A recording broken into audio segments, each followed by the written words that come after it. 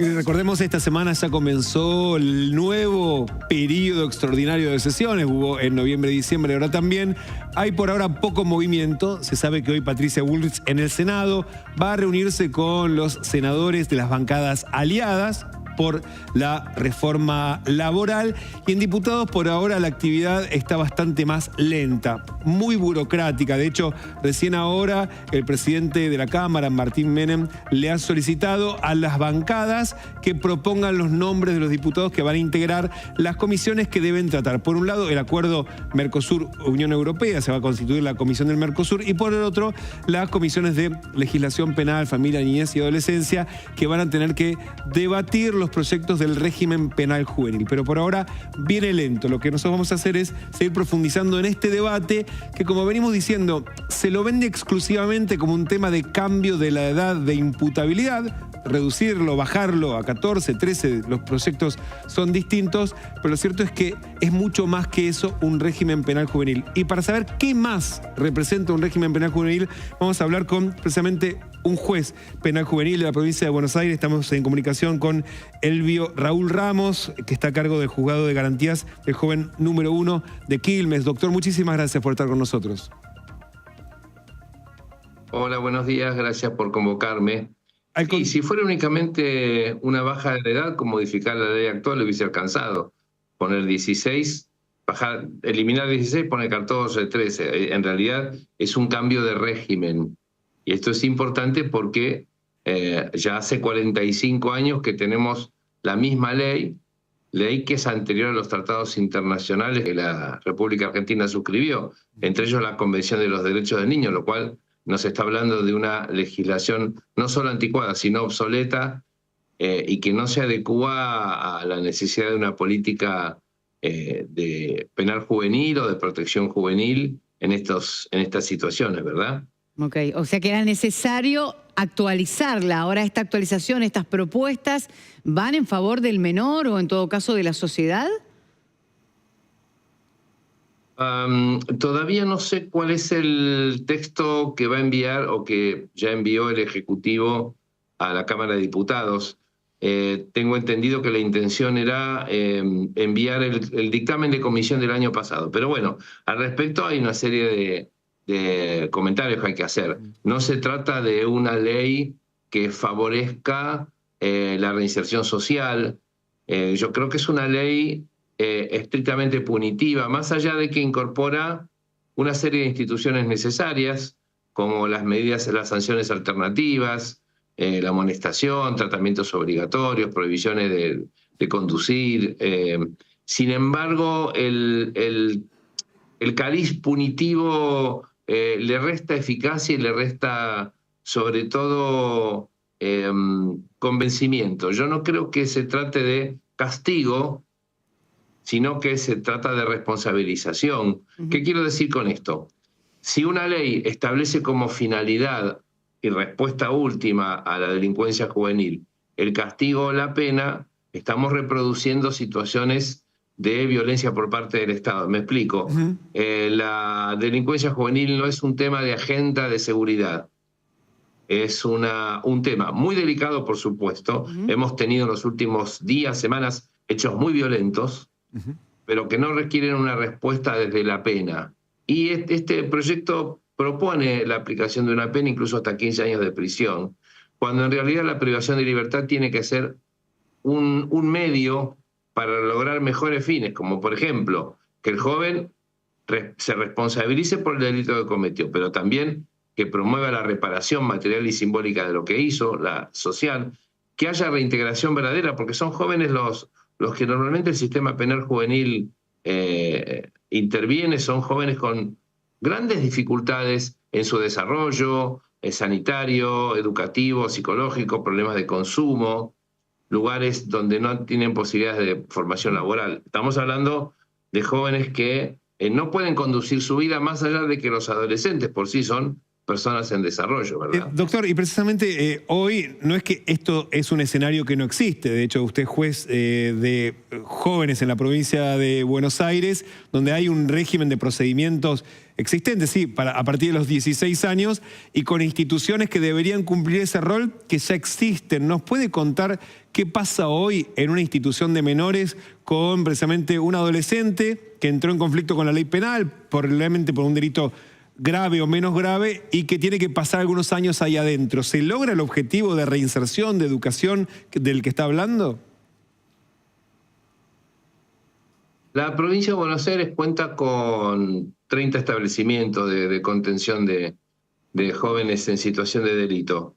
Pero la privación de libertad en esta entre los 16 y los 18 años es una situación o es un periodo relativamente corto, porque a los 18 años, según la actual ley, luego de un juicio, hay que pronunciarse con la aplicación de pena.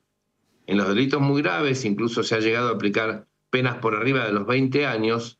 Luego la ejecución sigue en el servicio penitenciario bonaerense. Ahora, quitando de lado los delitos más graves y teniendo en cuenta de que puede haber unas penas de cumplimiento condicional, no son los institutos los que se van a ocupar de la reinserción, porque la reinserción en un contexto de encierro es imposible.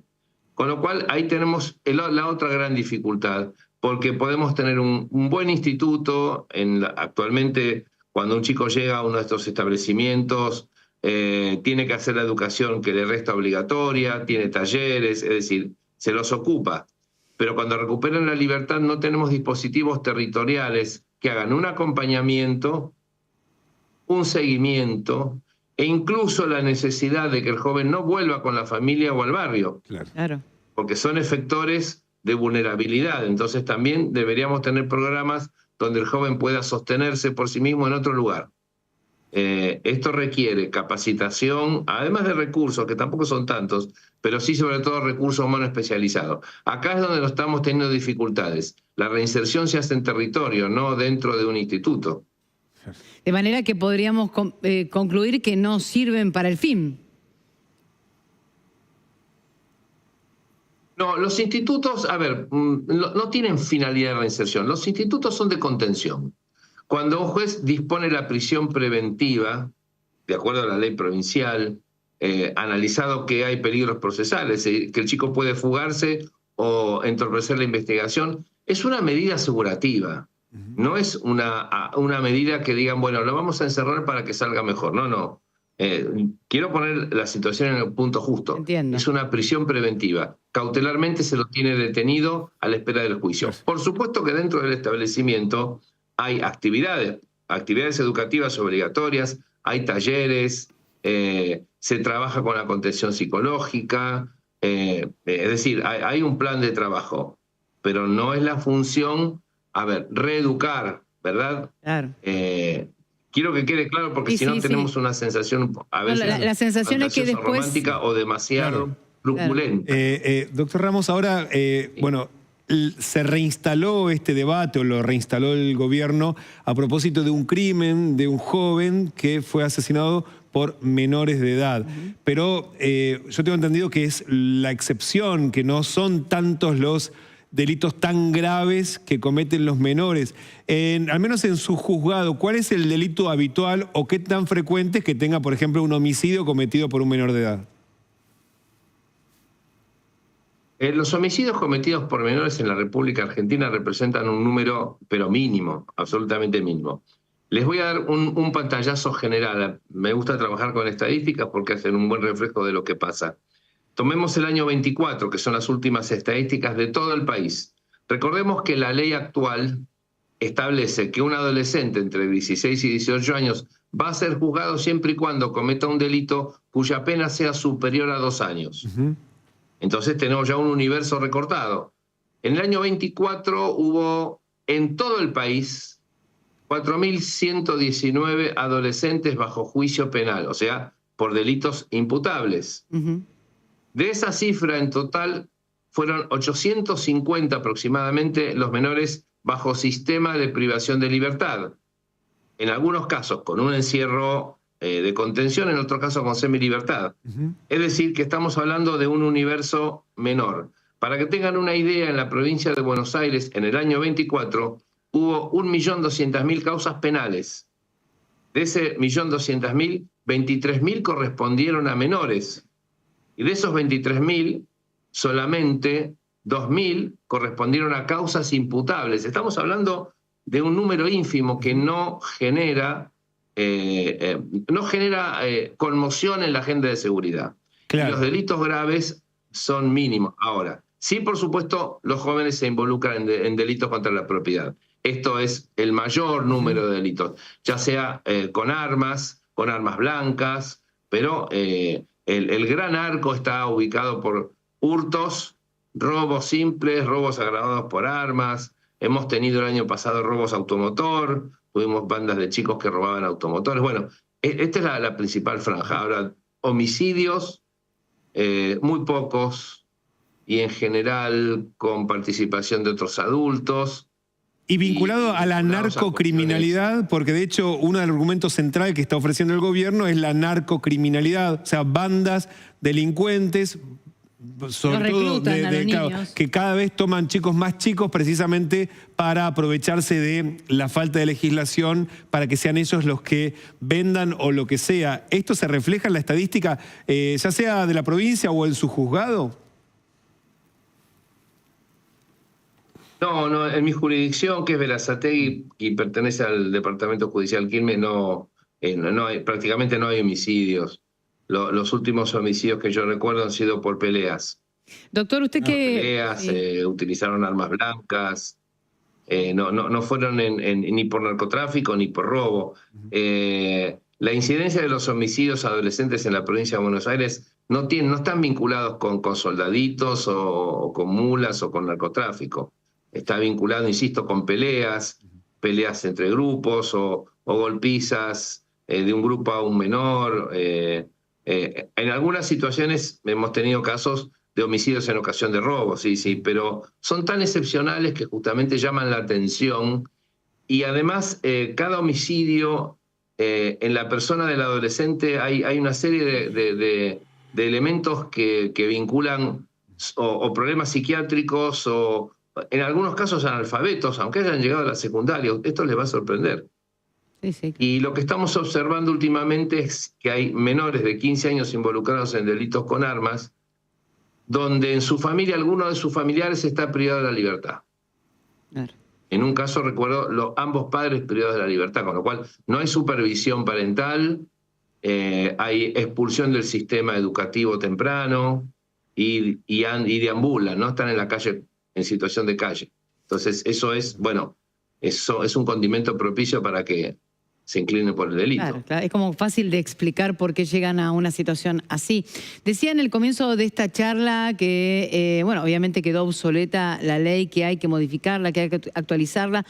¿A usted qué le gustan los números? En comparación con otros países, hay edades muy tempranas donde ya son imputables a los 10 años. ¿Cuál le parecería que pudiera ser la edad promedio de la cual debiera debatirse en este nuevo proyecto? Lo que pasa es que la edad está relacionada con la reacción penal. Por eso parece una contradicción desde el punto de vista de la evolución de la Convención de los Derechos del Niño, las interpretaciones del Comité del Derecho del Niño, de la Corte Interamericana. Cuando yo bajo la edad, no puedo subir la punibilidad. En Latinoamérica, yo trabajo con la legislación latinoamericana. Varios países, la mayoría de los países, tiene la edad en 12 años. Sin embargo, la privación de libertad en el mejor de los casos no supera los 5 años. Tomemos Brasil, que fue el primer país que instaló un sistema especial penal juvenil en el año 89. Un adolescente en Brasil, por más que haya cometido un delito muy grave, no va a estar más de 3 años privado de la libertad. Porque, insisto, la privación de libertad no es un fin.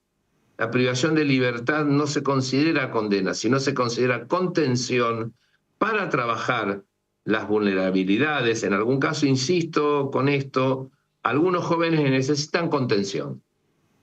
A veces no hay otra salida que contenerlos. Y mientras tanto se trabaja con el adolescente y se trabaja con la familia y el entorno social. Pero la diferencia, bajar la edad, tiene que ver con una reacción penal no retributiva, es decir, no sería como el ejercicio de la venganza oficial. Les traigo un ejemplo de hace muchos años. Ustedes recordarán el homicidio de James Bulger en Inglaterra. 2 años de edad. Fue secuestrado por 2 menores de 10 años. Recuerden ustedes, lo llevaron, lo torturaron, lo mataron, lo tiraron en la vía del tren. Esos chicos, por la ley inglesa, eran imputables. Se determinó que comprendían lo que habían hecho.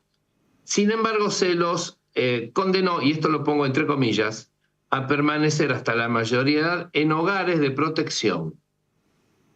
Es decir, hubo un juicio, se determinó que existía un delito, se estableció que eran los autores, pero que la respuesta no podía ser jamás punitiva. Había que trabajar con estos chicos hasta la mayoría. El juicio fue a fines del 93, en el 2001 recuperaron la libertad, incluso con identidades diferentes, porque fue un homicidio que recorrió todo el mundo. Sí, claramente, sí, nos acordamos. Sí. Bueno, eso es reinserción. Ahí está la diferencia. Y cuidado, tenemos que introducir la justicia restaurativa. Claro. El joven tiene que enfrentarse con la reparación del daño de manera directa, con la víctima y con la sociedad en la cual agredió. Totalmente. Esto es básico.